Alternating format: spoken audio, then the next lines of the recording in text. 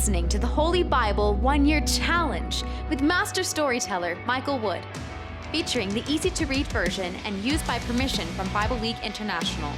Enjoy the show! Hello, everyone. Welcome to Day 13. We're continuing in the book of Genesis. And in chapter 27, we see Jacob pulling a trick on his father and his brother. But this isn't just some silly prank. This involves a whole lot of land, property, and money. This is permanent and serious. And it has to do with getting the blessing from his father. A blessing is basically invoking God's favor upon a person. So that's why you can't go back. You can't unbless someone. Maybe you can ask God to curse them, but in the case of two sons, you certainly wouldn't want any of them to be cursed. So when Jacob gets blessed, Esau cannot also be blessed. But Esau is very upset. So Jacob has to find somewhere to run. And during his journey away from home, God gives Jacob a dream that he will never forget, a dream that's so intense. Jacob makes a promise with an oath to the Lord. And in the New Testament, we're continuing in the book of Matthew. Jesus gives some final instructions to his 12 apostles that are going out on a mission. And remember John the Baptist? Well, Jesus talks about him a little bit because John the Baptist is in prison. And he sends some of his followers to go ask Jesus a question. And Jesus answers that question. And then Jesus reveals who John the Baptist is. So stay with us to hear all the details. If you enjoy the show, visit me at patreon.com/storymaster. You'll find the link in the description box below. I want to welcome our newest patron, Karen Rosen, to the family. Thank you for your continued support of this ministry. Remember, by contributing as little as $1 per month, you will enable me to continue, and you'll get cool rewards too. Together, we're going to get through the Bible in 1 year. Let's get started. Genesis chapter 27. Jacob tricks Isaac. Isaac grew old, and his eyes became so weak he could not see clearly. One day he called his older son Esau to him and said, "My son." Esau answered, "Here I am." Isaac said, "As you can see, I'm an old man now. I could die any day. So take your bow and arrows and go hunting.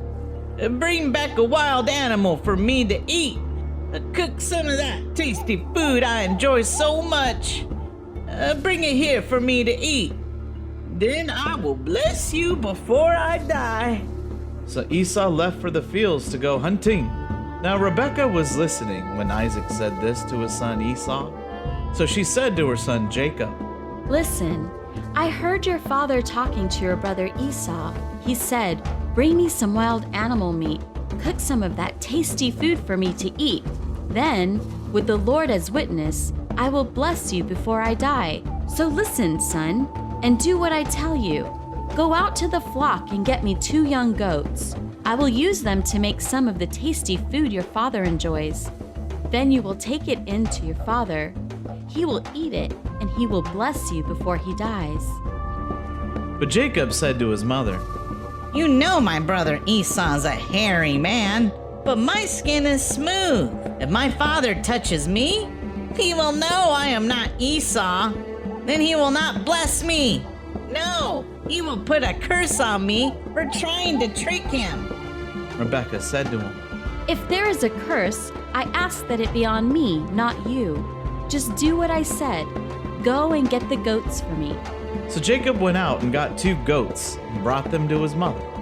His mother cooked the meat and made the tasty food that Isaac loved. Rebekah got some of Esau's best clothes, which were in the house, and put them on her younger son Jacob. Then she took the skins of the goats and used them to cover Jacob's arms and neck. Then she got the food she had cooked and gave it to Jacob. Jacob went to his father and said, "Father." His father answered, "Yes, my son. Which one are you?" Jacob replied, "I am Esau, your first son. I have done what you told me. Now sit up and eat the wild animal meat I brought for you. Then you can bless me. But Isaac said to his son, How did you find an animal to kill so quickly? Jacob answered. Because the Lord your God helped me. Then Isaac said to Jacob, Come closer so I can feel you, my son. I have to be sure you are really my son Esau. So Jacob moved closer to his father. Isaac felt him and said, Your voice sounded like Jacob's voice. These arms are the arms of Esau. Isaac did not recognize Jacob. He thought he was touching Esau because the arms were hairy. So Isaac was about ready to bless him. Isaac asked him, Are you really my son Esau? Jacob answered. Yes, I am. Then Isaac said, Now, my son, give me some of the wild meat you cooked. I will eat it, and then I will bless you. Jacob gave him the meat, and he ate it. Jacob also gave him some wine, and he drank it. Then Isaac said to him, Son, come here and kiss my cheek. Jacob went over to his father and kissed him. Isaac recognized the smell of Esau's clothes that Jacob was wearing and began to bless him. He said, I love that smell, the smell of my son. It is like the smell of the open fields that the Lord has blessed. I ask God to bless your land with rain from above and fertile soil. May He give you plenty of grain and wine. May the people of the world serve you. My whole nations bow down to you. May you rule over your brothers. May your mother's other sons bow down to you. May God put a curse on anyone who curses you. And may He bless anyone who blesses you. Isaac finished blessing Jacob, and Jacob left. At that very moment, Esau returned from hunting. Esau cooked the tasty food he had brought home for his father and took it to him. He said, Father, sit up and eat the meat your son has cooked for you. Then you can bless me. But Isaac said to him, Which son are you? He answered, I am your firstborn son, Esau. Then Isaac became so upset that he began to shake. He said, And then who was here just before you came in? He served me the meat he brought in from hunting. I ate it all and then I blessed him. I cannot change that. You will always have those blessings. When Esau heard his father's words, he cried out in pain and sorrow. He begged, Oh, Father, bless me too. Isaac said, Your brother tricked me. He came and took your blessing. Esau said, The name Jacob is just right for him. He has tricked me twice. He took my rights as the firstborn son, and now he has stolen the blessing that should have been mine. Then Esau said, Have you saved any blessing for me? Isaac answered, I have already given Jacob the power to rule over you. I said that all his brothers would be like servants to him. I have blessed him with plenty of grain and wine. What can I do for you, my son? But Esau continued to beg his father. Is that the only blessing you have to give? Bless me too, Father. Then Esau began to cry. His father said to him, You will live far away from the best land, far from where God waters the crops. You will be making war, but you will serve your brother. When you decide to be free, you will break away from his control. Jacob leaves the country. The blessing that Jacob received from his father caused Esau to hate his brother. Esau said to himself, My father will die soon, and we will have some days to mourn his death. After that, I will kill my brother Jacob. someone told Rebekah about Esau's plan. So she sent for Jacob and said to him, Listen, your brother Esau is planning to kill you for what you did to him. So do what I tell you, son. Go to my brother Laban in Haran. Stay there with him for a while until your brother stops being angry. Someday his anger will go away, and he will forget what you did to him. Then I will send someone to bring you back home. But you must go now. I cannot let him kill you. I could lose both of you the same day. Then Rebekah went and talked to Isaac. She said, These Hittite women Esau married have made my life miserable. If Jacob stays here, he will also marry one of them, and I will have nothing to live for. Genesis chapter 28. Isaac called Jacob and greeted him with words of blessing. Then Isaac gave him this command. You must not marry any of the women who live here in Canaan. Go now to Mesopotamia, to the house of Bethuel, your mother's father. That is where her brother Laban lives. Marry one of his daughters. I pray that God all-powerful will bless you and give you many descendants. May you become the father of a great nation. I pray that God will give you and your family the blessings he promised to Abraham. I pray that one day you will own this land where we live now as immigrants. This is the land God gave to Abraham. So Isaac sent Jacob away to Mesopotamia. There Jacob went to see Laban, the son of Bethuel the Aramean. Laban was the brother of Rebekah, the mother of Jacob and Esau. Esau found out that Isaac had blessed Jacob and had sent him away to Mesopotamia to find a wife there. He also learned that Isaac had commanded Jacob not to marry any of the women who lived in Canaan. And Jacob had obeyed his father and mother and had gone to Mesopotamia. So Esau now understood that his father did not want his sons to marry Canaanite women. So he went to Abraham's son Ishmael to find a wife from among his own people. He married Ishmael's sister, Mahalath, the sister of Nebaioth. Mahalath became Esau's third wife. Jacob's dream at Bethel. Jacob left Beersheba and went to Haran. After the sun set, he came to a place where he decided to spend the night. He found a stone there to put under his head and lay down to sleep. In a dream, he saw some stairs that went from the ground up into heaven. He saw the angels of God going up and down the stairs. And the Lord stood beside him and said, I am the Lord, the God worshipped by your grandfather Abraham and your father Isaac. I will give you and your descendants this land you are now sleeping on. I will give you as many descendants as there are specks of dust on earth. It will spread in all directions, east, west, north, and south. Through you and your family, blessings will come to all the families on earth. I will always be with you. I will protect you everywhere you go.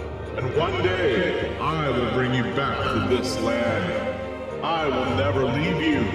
I will stay with you and do all I have promised. Then Jacob woke up. He said, The Lord is in this place. I did not know it earlier, but now I am sure he is here. He felt afraid and said, This place frightens me, and this must be where God lives. It must be the entrance to heaven. Jacob got up as soon as morning came. He took the stone he had put under his head and set it up on its edge as a sacred stone. Then he poured olive oil on top of it to dedicate it to God. Jacob named that place Bethel. Before this, the town in that area was called Luz. Then Jacob made a promise with an oath. God, I ask you to be with me and protect me on this journey. I ask you to provide me food to eat and clothes to wear. If you do this, and I return safely to my father's house, then you, the Lord, will be my God. This stone I have set up here will mark this as a special place. It will be a place for worshiping God, and I will give you 1/10 of all you give me. Matthew chapter 10, verses 32 to 42. Jesus is speaking to his 12 apostles before sending them out on a mission. If you stand before others and are willing to say you believe in me, then I will tell my Father in heaven that you belong to me. But if you stand before others and say you do not believe in me, then I will tell my Father in heaven that you do not belong to me. Do not think that I have come to bring peace to the earth. I did not come to bring peace. I came to bring trouble. I have come to make this happen. A son will turn against his father, a daughter against her mother, and a daughter-in-law against her mother-in-law. Even members of your own family will be your enemies. If you love your father or mother more than you love me, you are not worthy of me. Or if you love your son or daughter more than you love me, you are not worthy of me. Whoever will not carry the cross that comes with following me is not worthy of me.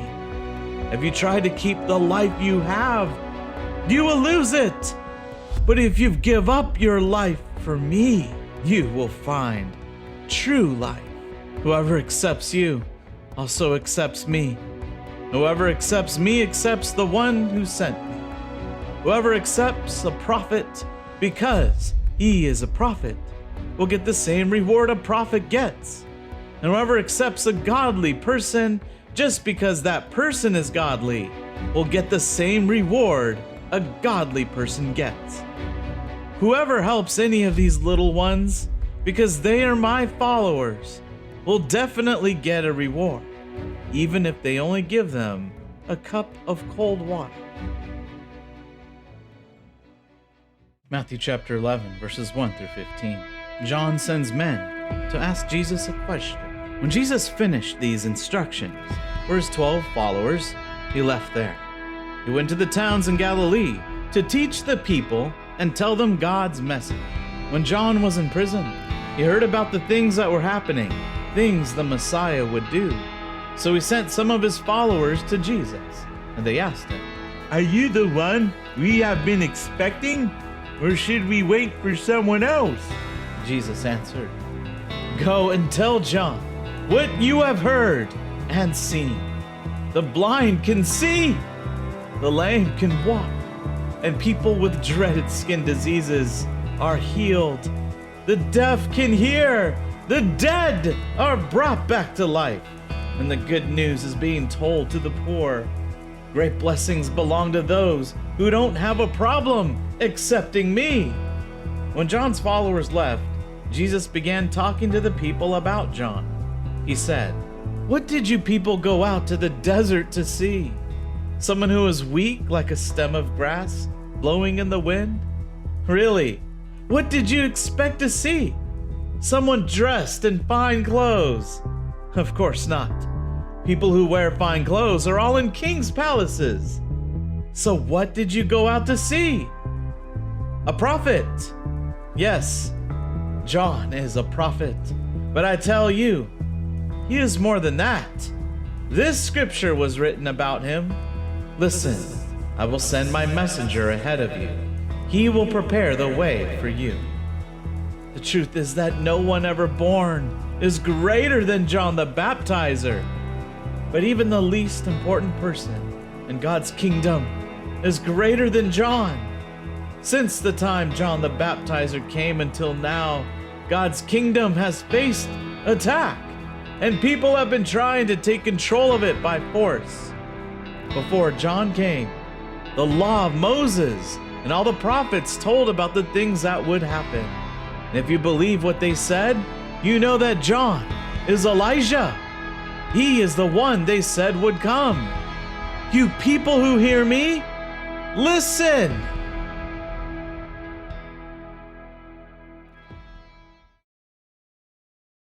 Psalm chapter 9, verses 1 through 6. For the music director, use the Alamoth of Ben, a psalm of David. I will praise you, Lord, with all my heart. I will tell about all the wonderful things you have done. I will sing for joy because you make me happy. God Most High, I praise your name. My enemies turned to run from you, but they fell and were destroyed. You listened to me from your throne like a good judge, and you decided that I was right. You told the nations how wrong they were. You destroyed those evil people. You erased their names from our memory forever and ever. The enemy is finished. You destroyed their cities. There is nothing left to remind us of them. The Lord set up his throne to bring justice, and he will rule forever. He judges everyone on earth fairly. He judges all nations honestly. The enemy is finished. You destroyed their cities. There is nothing left to remind us of them. Thank you, everyone. That was day 13. Please join us for day 14. Jacob meets the love of his life, but he's going to have to work for her. In fact, it might take 14 years of hard labor to win her hand. And in the New Testament, Jesus describes the people of his day and a warning for those who reject him. We hope you enjoyed today's verses. Be sure to leave us a positive review and to share this podcast with your friends and family. Please join us for the next episode as we experience the Bible in 1 year.